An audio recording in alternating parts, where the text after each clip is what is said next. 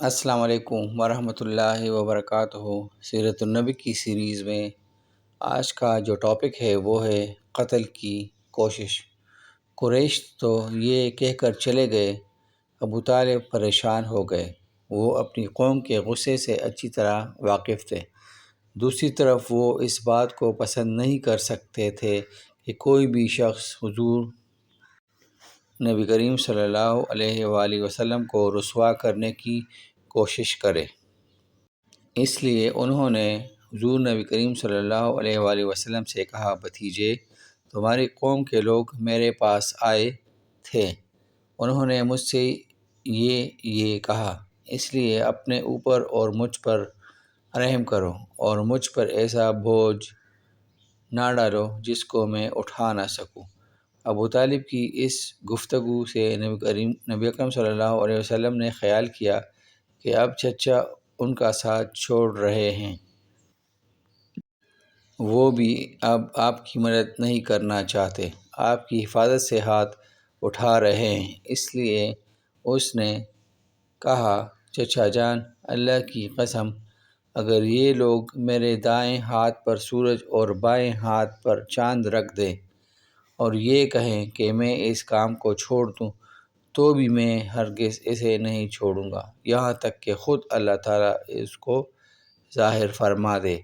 یہ کہتے ہوئے آپ کی آواز بھر گئی، آپ کی آنکھوں سے آنسو آ گئے، پھر آپ اٹھ کر جانے لگے، لیکن اسی وقت ابو طالب نے آپ کو پکارا، بھتیجے ادھر آؤ۔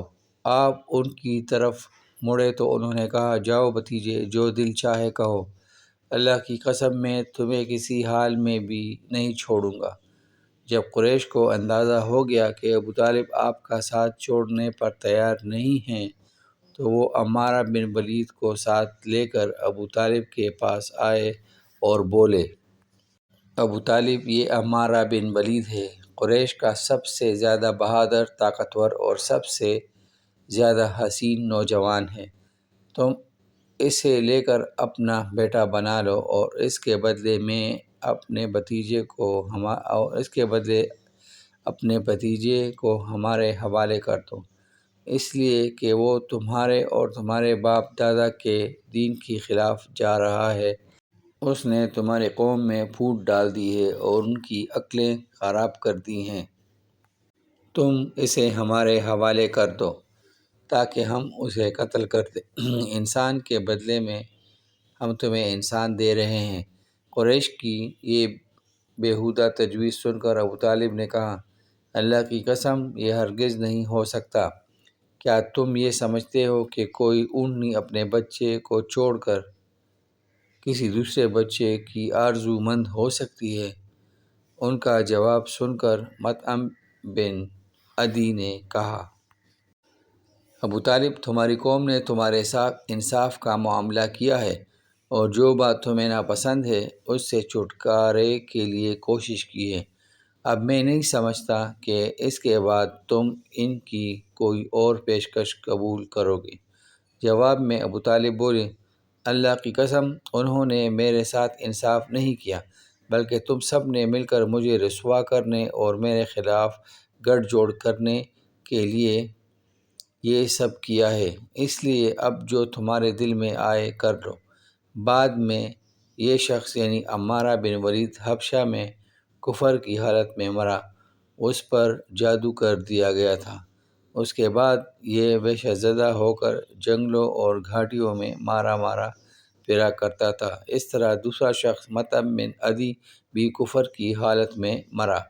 غرض جب ابو طالب نے قریش کی یہ پیشکش بھی ٹھکرا دی تو معاملہ حد درجے سنگین ہو گیا۔ دوسری طرف ابو طالب نے قریش کے خطرناک ارادوں کو بھانپ لیا۔ انہوں نے بنی ہاشم اور بنی عبد المطلب کو بلایا، ان سے درخواست کی کہ سب مل کر آپ کی حفاظت کریں، آپ کا بچاؤ کریں۔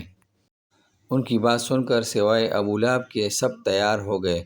ابو لہب نے ان کا ساتھ نہ دیا۔ یہ بدبخت سختی کرنے اور آپ کے خلاف آواز اٹھانے سے باز نہ آیا۔ اس طرح جو لوگ آپ پر ایمان لے آئے تھے ان کی مخالفت میں بھی ابو لہب ہی سب سے پیش تھا۔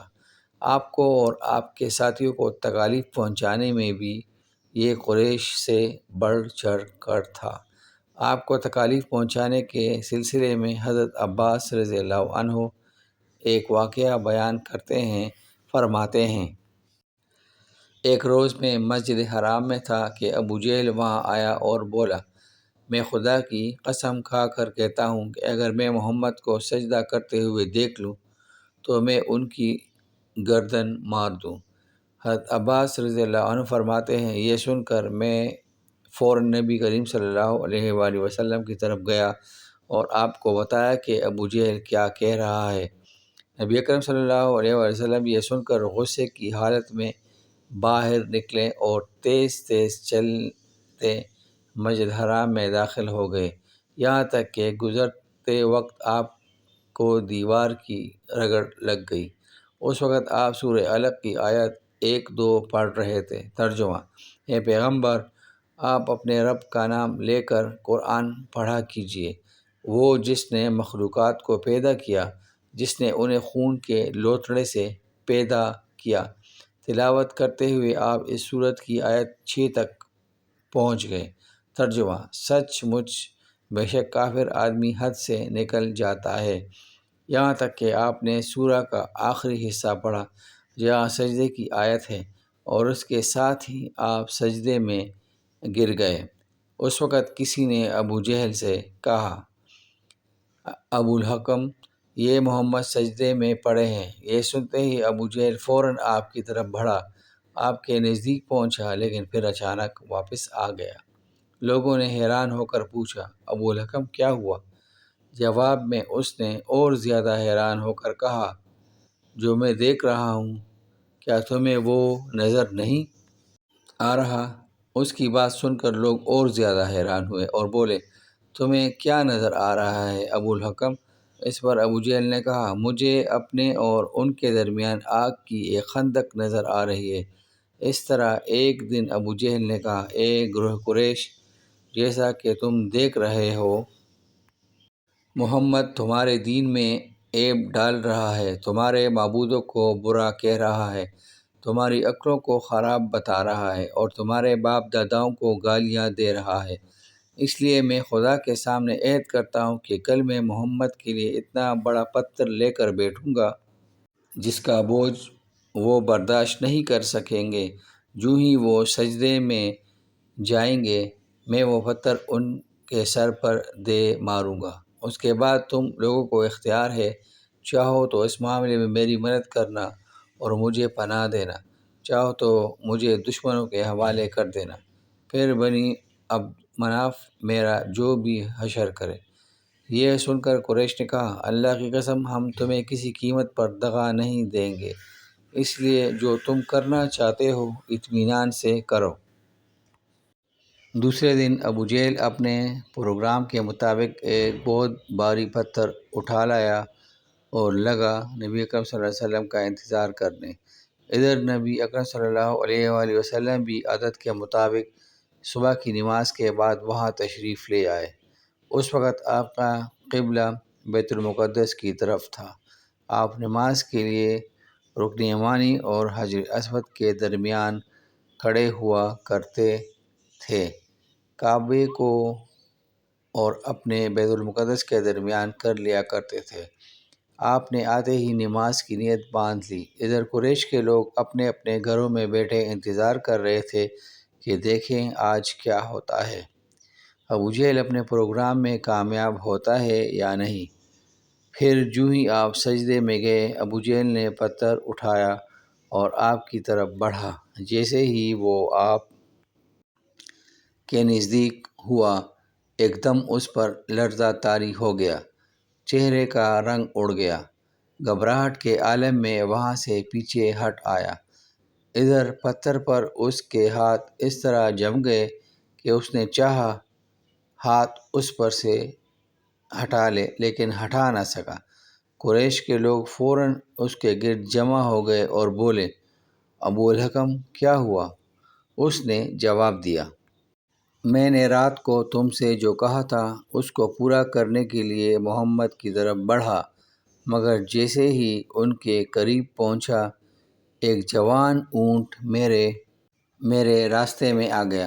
میں نے اس جیسا زبردست اونٹ آج تک نہیں دیکھا۔ وہ ایک دم میری طرف بڑھا جیسے مجھے کھا لے گا۔